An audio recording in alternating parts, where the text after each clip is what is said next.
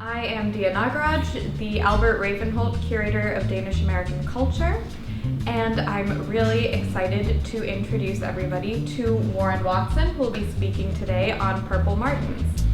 Our Brown Bag Lunch series is sponsored by Dennis Anderson, and so without further ado, I will be turning it over to Warren so he can tell us a little bit more about the lovely birds that we have here out in the prairie.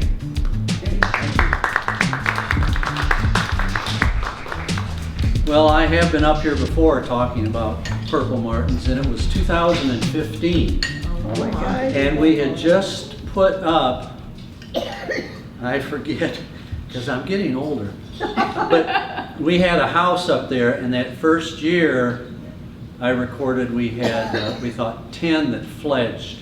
And when they fledged means they go from their eggs to a flying state. And we've really improved over the years from that. I started my talk 7 years ago saying that I never thought in my life I'd be a bird watcher, and I still can't hardly believe it myself. But as one gets older, you start to think different thoughts, and hopefully you start to see the world a little differently, and hopefully it's a positive difference that you see. And if you don't, you know, what's the point? So I'm here as a proud Purple Martin landlord of not only the colony here at the museum, which I share with the museum, but also at my home.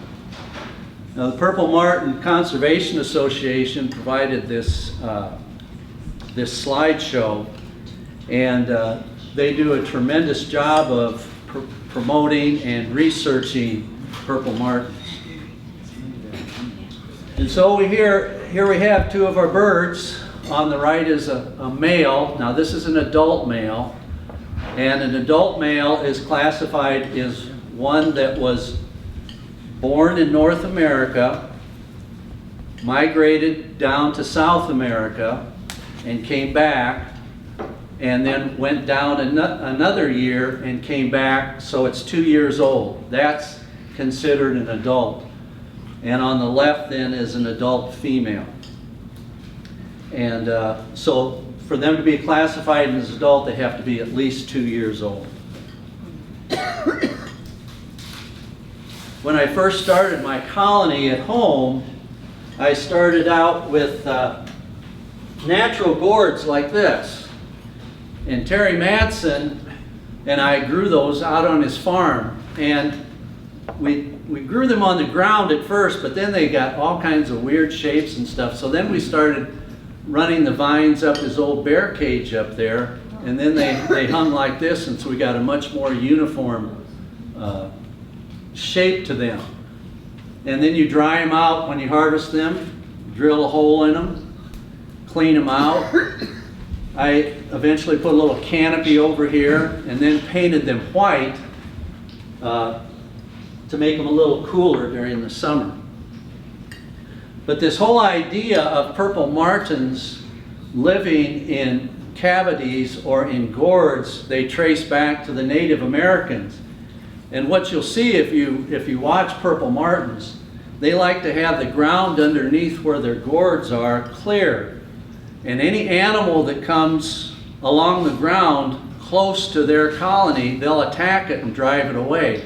So the Native Americans caught on to that. And so they hung gourds above their gardens to keep the rabbits and such out of their gardens. So that was pretty unique for them to come up with that. And so purple martins over the years then got used to humans providing their habitat. And now they exclusively, almost all martins will require humans to put up housing for them.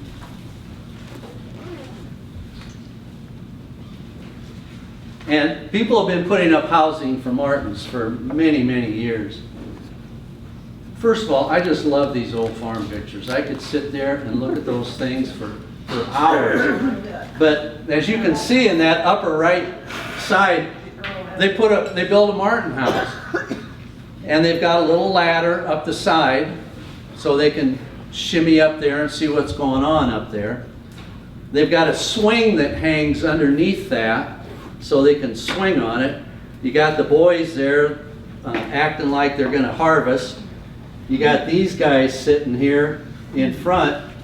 I swear back then, they didn't feel like they were all dressed up unless that top button was buttoned all the way up to their neck, you know. And then you can see back there, you can see their well and their pump here. And they've got a little board that runs there so they can walk out there and not get their feet muddy and stuff. Now this picture was taken in Custer County, Nebraska. And I don't know if you've ever been there or not. Custer County is not on the edge of nowhere, but it's very close to it. And so they planted a few little trees there, you know, that someday they'll get some shade from it. It's really a very nice house. And you can see they've got their corncob fire material down there also. But they've got their Martin house. So here's a nice picture of an adult male.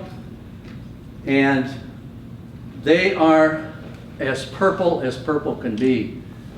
Tim and I were out there this spring, and there was one that was dead inside the gourd, and so we took it out, laid it on the ground, and the sun hit that thing, and there is no purple that's deeper than a purple martin. They're almost black, but they are beautiful. He just happens to have a leaf in his mouth, and we'll talk about what that's all about in a little bit. And there's an adult female.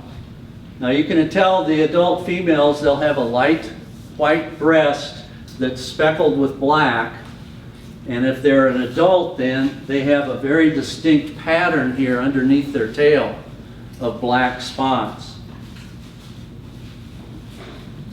And many times the females are mistaken for subadult males and vice versa.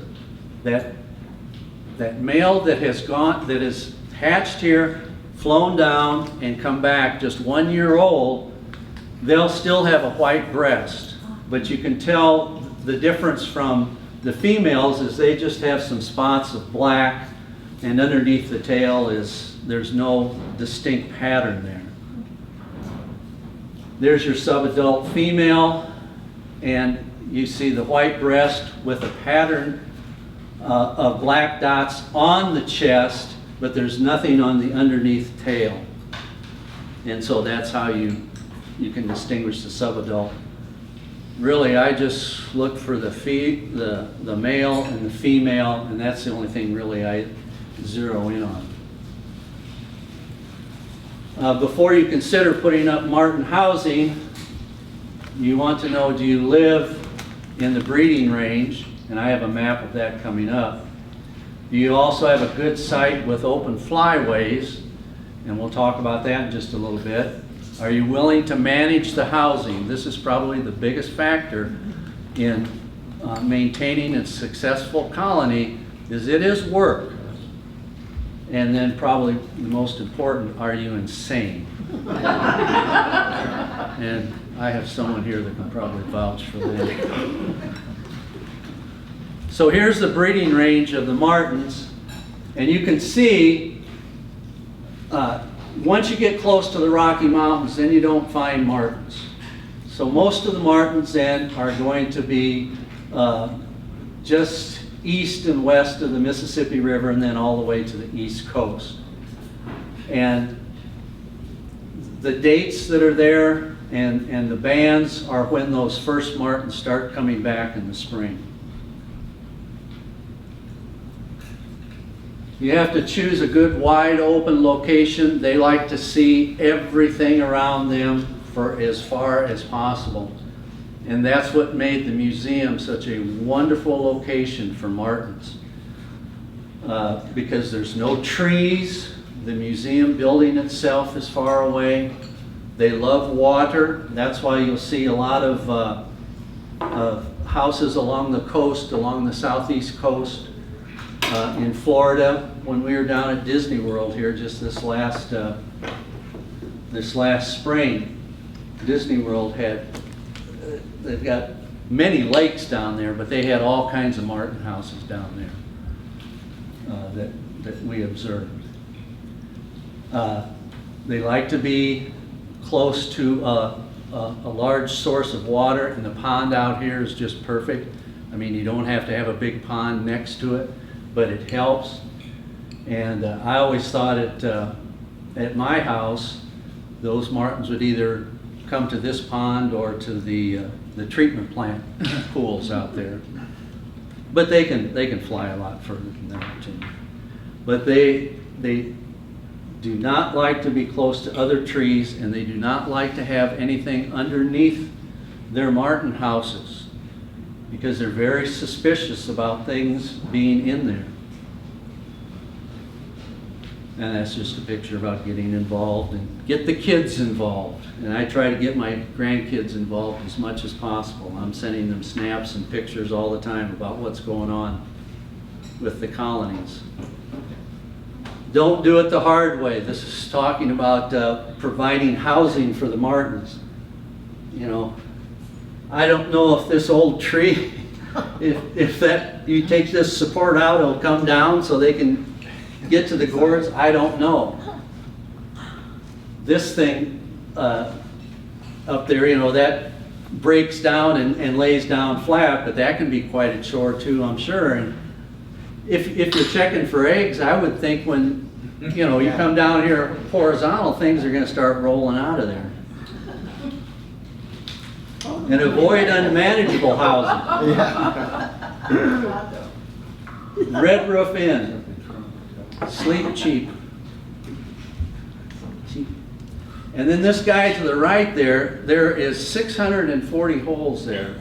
And that is a Guinness World Record for a martin house.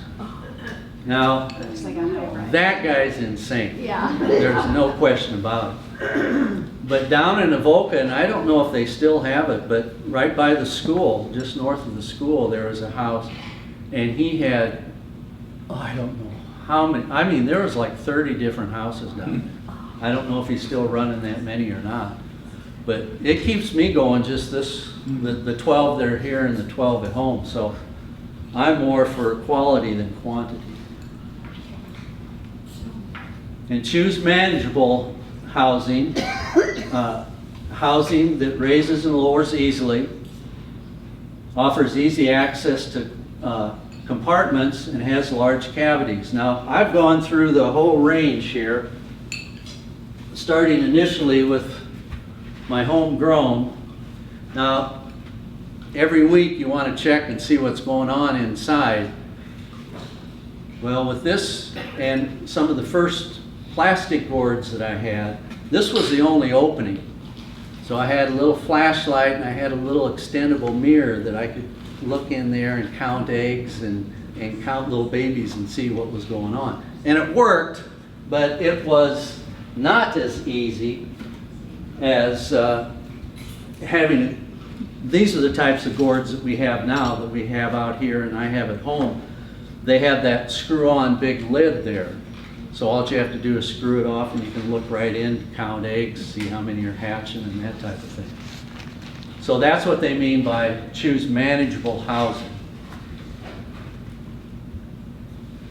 And you don't necessarily have to have gourds. I've had both. I've had houses and I've had gourds, but I prefer gourds. Gourds in themselves are free swinging, and that keeps a lot of other birds out from nesting in there. It won't keep sparrows out, but it'll keep a lot of other birds because they don't like that movement, but the martins love that movement. Now, I just checked this morning before I came up here, the museum has the windmill has a house down there. And I know it's been down there, it's been down there for a long time. And I check it every once in a while, and it's full of sparrows. But I checked today, there is a pair of martins that are still there, and I think that pair fights those sparrows every year. But there always seems to have been one pair down there. Gourds are a good choice. That's what I prefer. And being on a pulley and wrench, we just, thanks to Rosa and Glenn and their donation, we were able to get that workable pulley out there. And oh, that has, Tim and I can't thank you enough for that, because it makes it so easy to get out and check those gourds, you know. And And then once we put it out here at the museum, I had to have it at home, so I splurged. I've got it at home too. To me, it's very important that you take weekly checks, and I have my checklist right here. And every week then I check both here and there so I know just exactly what's going on. And I just checked Tuesday for the first time and started keeping records. And at my house I had about half of them were starting to build a nest. And Tuesday there was about 4 or 5 that were building nests out here. But it's really picking up. And I was watching them today at my place, and they're just zooming all over the place, carrying material in there, building their nests. And I'm sure the same thing will happen here. As I've noticed and compared the 2 colonies over the years, mine's been going for 16 years. And everything's about a day or 2 ahead at my place as compared to here. But this one is really a solid colony now. There's no question that we're going to fill up all 12. And really, we could probably run another 3 setups too. But I like to keep it small and quality. So there are parasites, and Tim has experienced this along with me. Later on, after they hatch and as they're getting older, you get these little tiny mites in there, you know. And they suggest, well, replace their nests every week. I've never done that. I've never noticed that any of the birds have suffered because of this, you know. So I don't go to all of that trouble to replace nests every week. But they would let you do it. You know, it's not like they wouldn't let you do it. Predators. I've never had any problem with squirrels. I've never had any problems with raccoons or snakes either, but other people certainly have. And there's things that you can put around your pole that make it hard for those predators to get up there. There's some examples.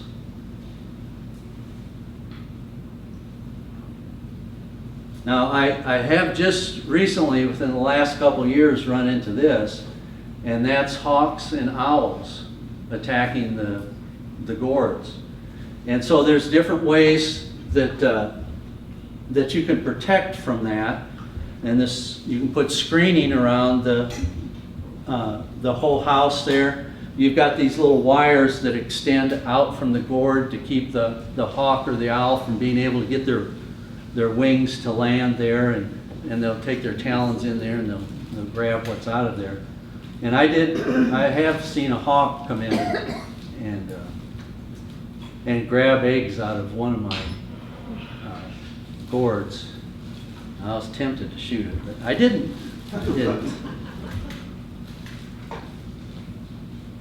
Now, these 2, I'll shoot. Okay, and I do. I have a nice pellet gun, and sparrows and starlings.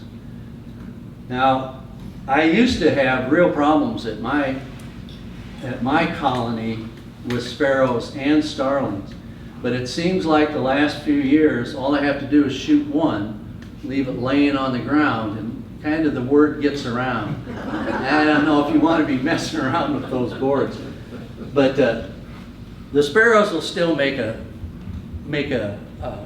effort, you know. And you know a sparrow nest when it's in there. And like I've jokingly told people, if a sparrow could pick up an old tire and put it in the nest, they'd do it. You know, they'll just put any kind of junk in there. And starlings the same way. Now, to keep starlings out, and I would suggest anybody that starts a new colony, I have circles for the holes, but if you put a crescent half circle opening, starlings won't go in there. They can't go in. It's no problem for the martins.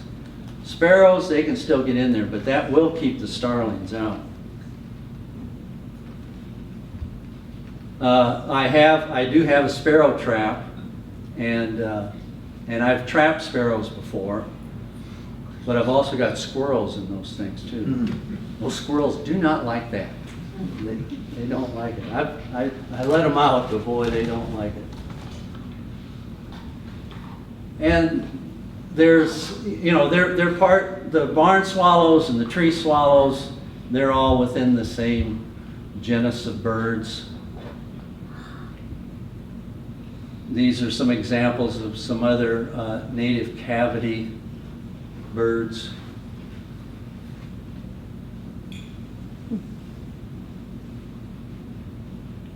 And they can, you know, martins can get alongside bluebirds and stuff. There was discussion maybe of putting some bluebird houses out around the pond here. So the first arrivals, and that's what we look for, what I look for, is they call them the scouts. And actually, people mistakenly think, well, they're scouting around for a place to stay. Well, no, they really aren't. They're just the first ones to arrive. They're the oldest martins. They're the martins that have probably previously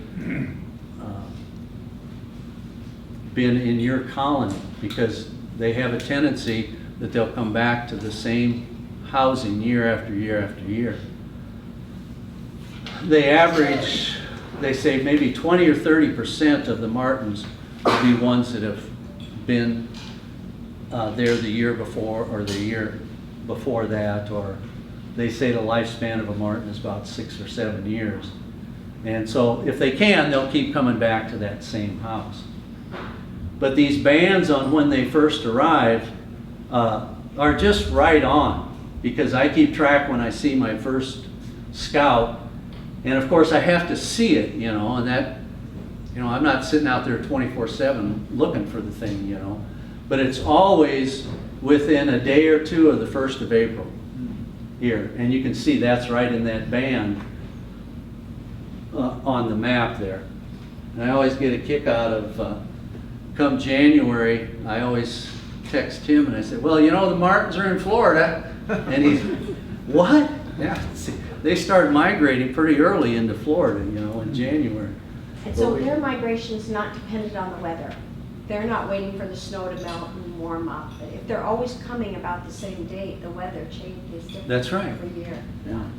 And they paid the price for that many a time, Yeah, too. I wondered. There's all kinds of ways to try to attract martins if you want to start a colony. And really the biggest thing is patience, is you just got to keep after it, you know. They have little recordings that you can put out of the martin's morning song that you can play to try to get the martins. You get little decoys and all that other stuff. But you just got to get the martin houses out there and have a good location for it. That's the key. Fledging healthy young, that's the goal. And if you can get a 50% fledge success, that means you can get them flying, you can get them in the air, then that's the goal. And I try to keep as good a track as I can, and I think both here and at home, you know, the last 5 years or so, we're in the 70 to 80 to 90% fledge rate. So I feel real good about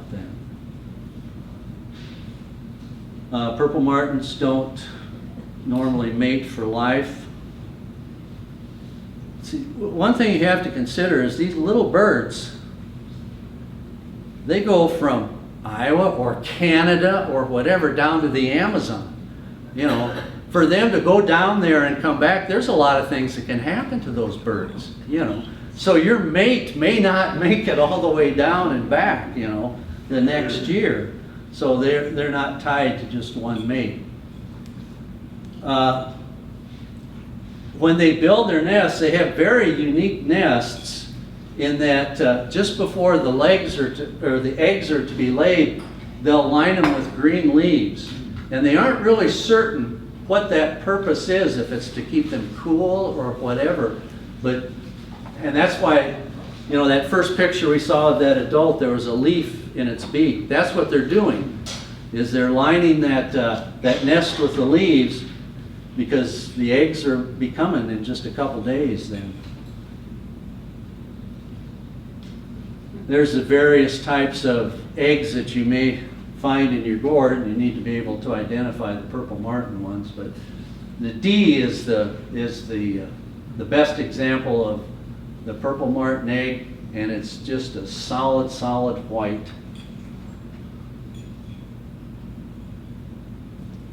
And there's some comparison to some other nests.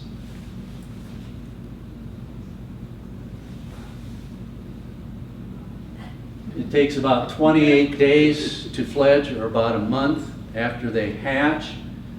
And then the young will require about 7 or 14 days of post-fledging. In other words, they'll kind of hang around for a while. And they kind of think that's kind of getting in their little brain where they want to come back to the next year when they come back from the Amazon. The martin's diet, whenever I talk to people about martins, oh, you gotta have martins, then you won't have any mosquitoes, you know. Well, that's not really true. They eat only flying insects. That's the only thing that they'll eat. And I tell people, well, you know, how big is a mosquito? You know how many mosquitoes that poor martin would have to eat to get a full belly, you know? They love dragonflies. That's what they love. And that pond is perfect for dragonflies. And so you'll see these martins up here, especially, you know, once the babies are hatched, then you'll see them carrying dragonflies all the time. And another thing about mosquitoes are usually very close to the ground. And these martins, if you watch them out here, when they're feeding, they feed very high up in the sky. Now, if you see something that looks like a martin that's flying along the ground, that's a tree swallow. They're more, they feed closer to the ground, but martins are way up in the sky. And that's one of the beautiful things about martins, I think. But mosquitoes is not a big item on their diet. And they feed on the fly, is what they like. And there you can see a big old dragonfly and a big old moth.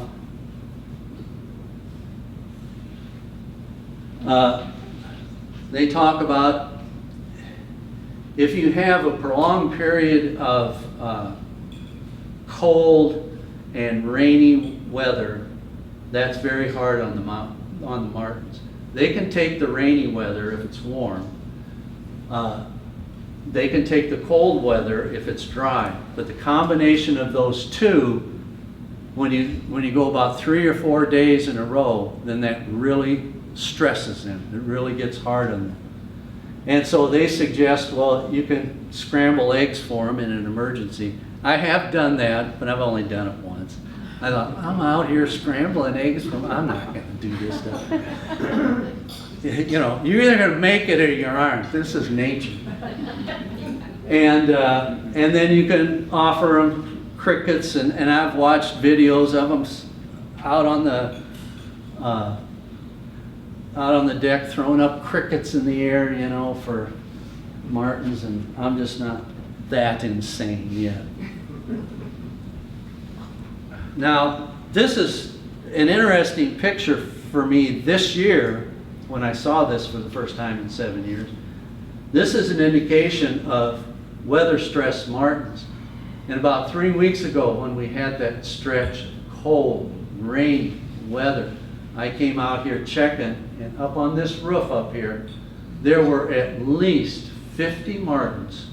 I've never seen that many here before, but they must have come from other places. And they have a tendency, when they're weather stressed, to group together and sit on roofs like this. And that's exactly what was happening. And I think I said to somebody here, I said, man, I hope the sun starts shining here sometime, because it's really getting hard on them. And so I went out and I checked, and usually when I go out and check the gourds, if there's martins in there, they'll fly out, you know, as I start cranking them down, you know, like this. And another one, there was one sitting up there. So you knew they were stressed. because they didn't have the energy to get out there and fly away. But then I checked the next day and they were empty, so they must have recovered and got going. So, yeah, if the weather turns bad, they just got to suffer through it, you know. Now, when they get ready to leave in the fall, and this again is a hard time to pinpoint exactly when they leave your colony, because they'll go for a couple days and then kind of come back a little bit and then go, but you'll finally know when they're gone because you just don't see them anymore.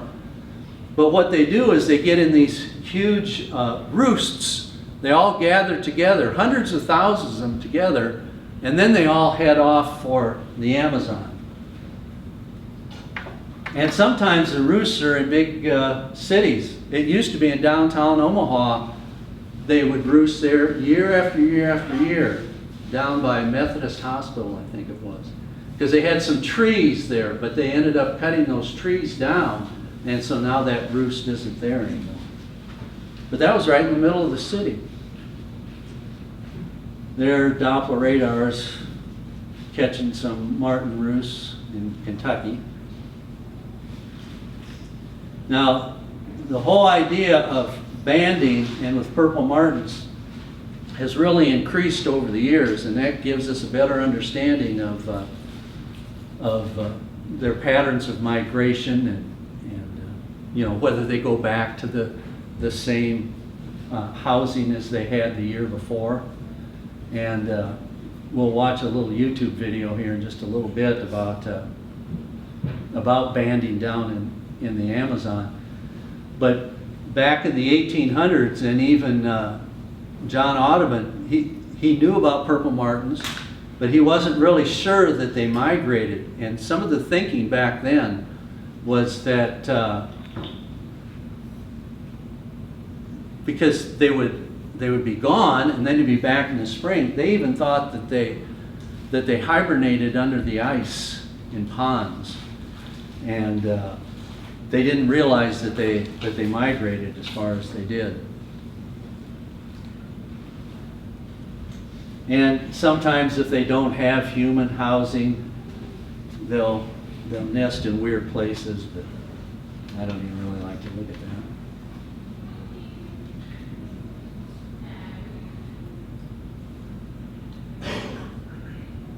I've never seen an albino martin, but I have seen some here just recently whose male's back have a big white spot on them, so I don't know if that'll turn into that or not. And why don't you give us a hand? Yeah, I'm not really promoting any of that, but this is quite an organization, and it is a nice magazine. I don't subscribe to it anymore, but it is good. And then again, get the kids, and I said this last time, and I'll say it again. You know, one of my goals through all of this, and I never ever thought it would be a goal, and I didn't even get grandkids then when I started. But someday when they get together as cousins and stuff, you know, 10, 20 years from now, they'll talk about Grandpa's purple martins. That'll make my day. All kinds of conservation.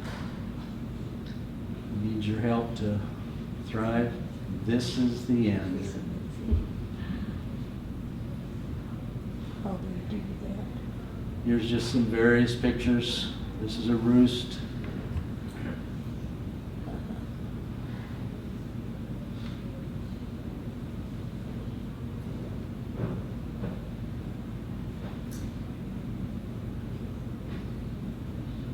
Getting that leaf for the nest. A lot of people will put gourds out on their lake decks and piers and stuff. The birds just love it out there. Brother-in-law's parents had a place up on the Mississippi, and he put a bunch of houses along the Mississippi there, and the martins just love that.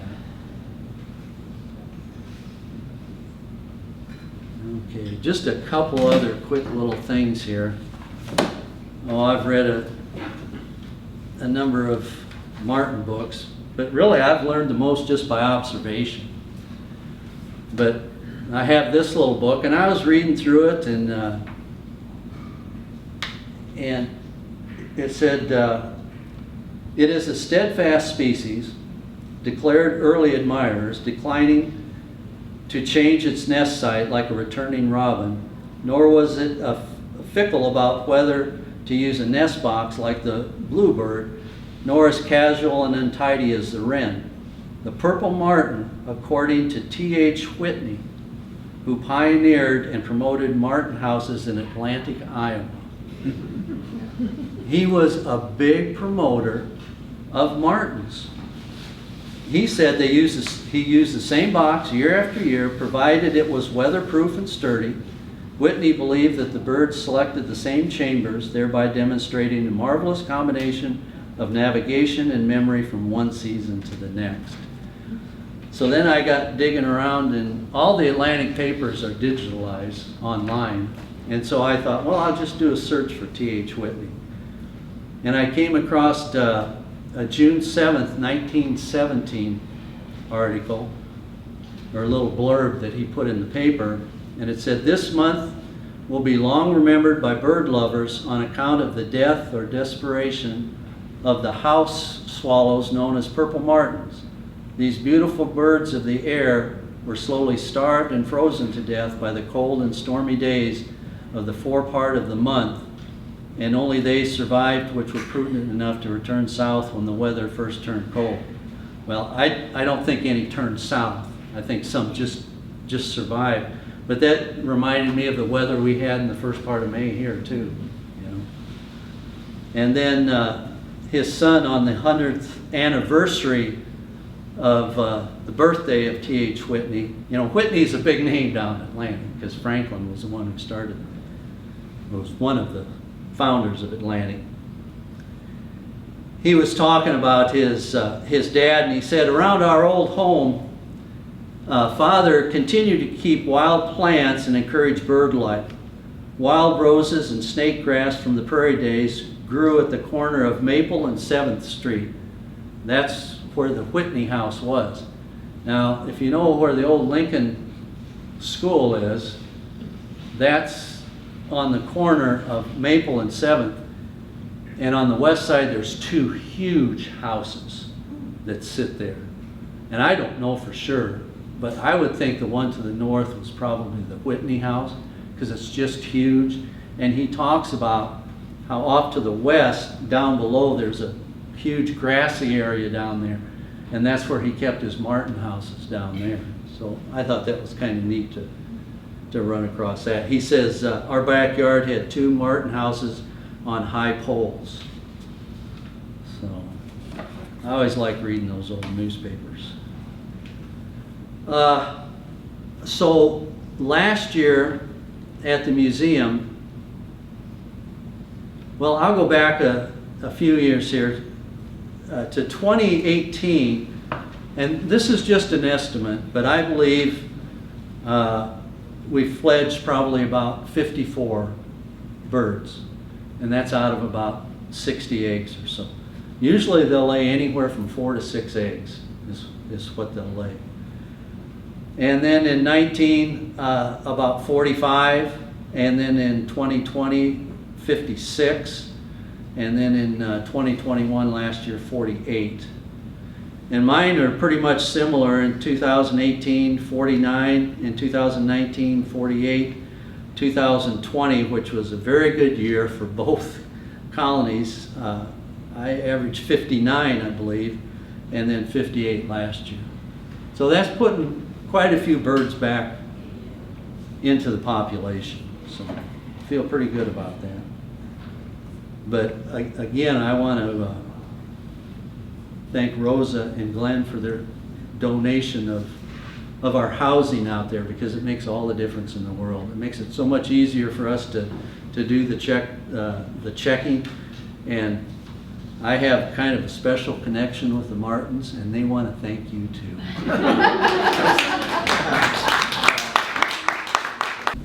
But those birds are some of the best flying birds I think that there are, and they are strong.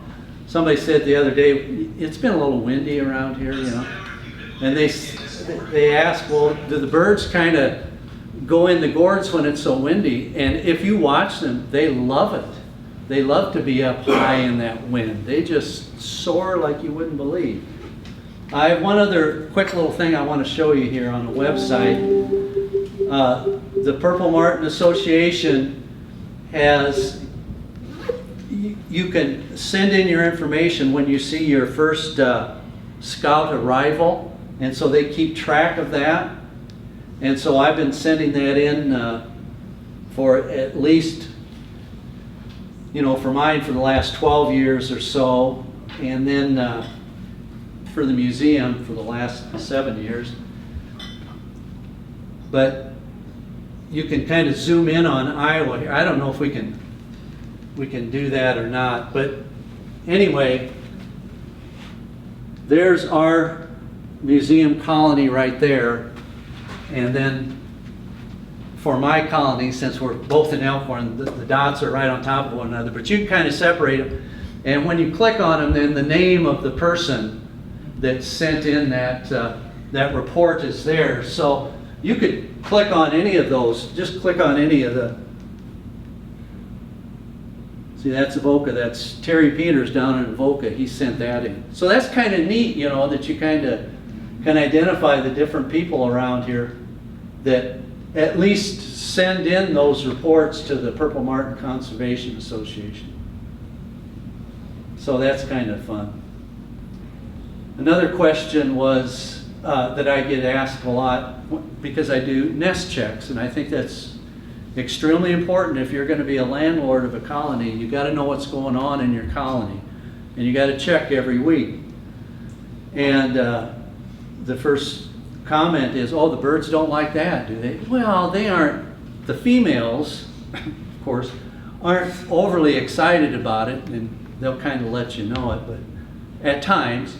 But the more mature your colony gets, they get more and more used to humans and nest checks and all that other stuff. And so it's not a big deal to them. But you can go in and touch their eggs. You can go in and pull out the babies and put them back in. And it doesn't bother the martins at all. So that's not an issue. And I'm absolutely convinced that's what they want. They want that human interaction. And it just makes for a stronger colony. Are there any questions? Yes. I'm curious, you said that an adult purple martin is basically 2 summers old. Yes. What do the 1 summer old martins do? Do they come back to their home colony and just hang around like teenagers? That's a great analogy, because the males, the first year males, they are a real pain, because they're trying to take over other people's nests. They just really don't know how to be a male yet, you know. And so they'll get in all kinds of fights, the males will. And it was interesting because just this morning I had a martin down on the ground. And when you have a martin down on the ground that doesn't get up but it's alive, there's something wrong there. And so there was something wrong with that one.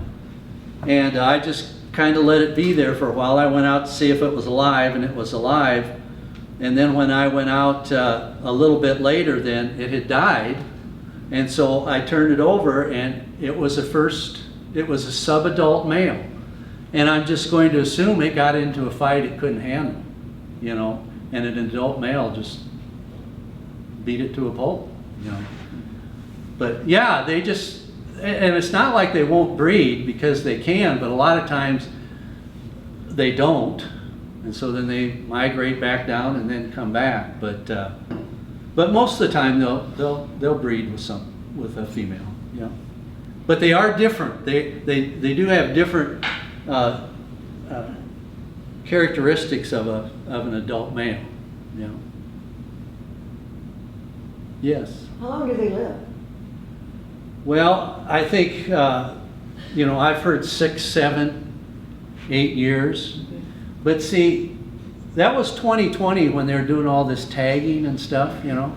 And that's what's going to give you a more concise idea of just how long they live and where they move. And I was just amazed to hear that they have these little satellites set up all the way from the Amazon to Canada that they can track these things, you know? And they're going to learn more and more about them all the time. But I have heard and read 6 to 7 years is a good long life for them. Warren, do you band any of yours? No, I don't. No. Does Nancy? No. Okay. No. And if she walks out under them, boy, they go Oh, is that after her. right? They're smart birds. How about you said they needed water? Do they ever use a bird bath that you know of? I've never, well, Dan Nissen right next to me, he's got a bird bath there. I've never seen a martin. any in there? No. Yep. No, because then they have to land on that, you know, and Right. they just don't like that. I see. They're very suspicious of anything but humans, which is really kind of weird in the world of nature, you know. Because if you go out here and sit on the bench, and I do this as often as I can. See, at home I watch them all the time, you know. But I don't have that opportunity to watch them all the time out here. But if you walk out there, if it's a large group of people, you know, they may take off and not come back for a while. But if it's just 1 or 2 people, they'll take off. They'll just go sit down on that bench out there and wait a little bit, and then a male will come back usually first, you know, and land up there. And then as soon as that first one lands, then the others will start coming in, and then you'd have this whole chorus of just fun little talking and chirping and singing. And they do have a beautiful song. Tim hears it every morning when he's out mowing, you know. The best time to catch them is in the morning, early morning, and then as the sun's going down. Unless there's babies in there. And if there's babies in there, they're in and out, in and out, Yeah. like you wouldn't believe, just constantly. Constantly. Does Cloyd have a house? He does. Martin House, I thought so. He has a couple of them. Mm. Yeah, yeah. And I've been When I working walk with down him that way, on that. Yes, yeah. But you gotta keep those sparrows out. Mm. You just gotta keep them out.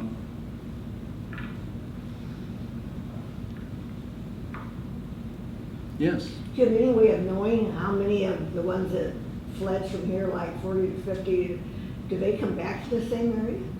Well, you know, as they do more and more banding and keep track of them, they believe, you know, you usually get 20, 30% or 40% of them come back. And it could even be higher than that, you know. I don't know how you identify, well, yeah, that one was here last year, you know. Because the male purple martin, they all kind of look alike to me, you know. But they say they keep coming back to the same place, you know, which is pretty amazing in itself. Thinking that they were down in the Amazon flying around, you know. And the tracks that they bring from the Amazon up to North America, you know, I always thought, you know, coming across the Gulf of Mexico, man, that's a long flight over water, you know. But some do. But a lot of them come up the isthmus there, and some of them hop around on the Bahamas and then come up the East Coast and stuff. And island hop on their way up. But as more and more of this tracking takes place, you know, they'll have a better and better handle on just exactly where they go and what they do. I wonder, do they get up high, like they talk about the jet streams or something? I mean, I don't know if they get that high, but Yeah. they've, all you have to do is sit out here and see how high they fly and glide. And they love to have a big runway coming into their gourds, and they'll come in there 90 miles an hour, you know, and hit that hole. And they're expert flyers. Mhm.